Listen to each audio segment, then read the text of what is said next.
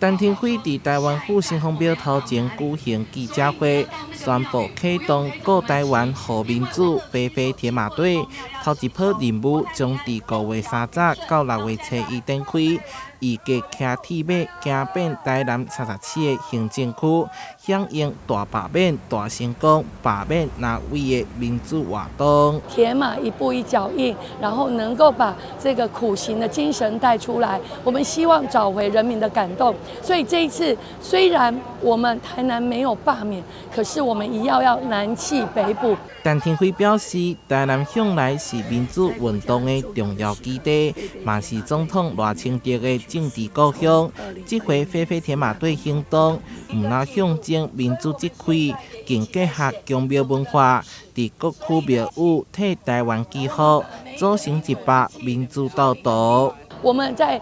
中选会正式宣布第3阶段开始的时候，我们就会到各区去应援，从台中、包括桃园、台北，每一个需要我们应援的地方，我们都会前进到这个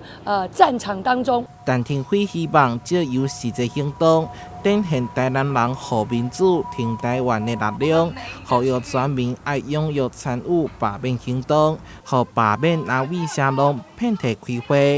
台南新闻社会采访报道。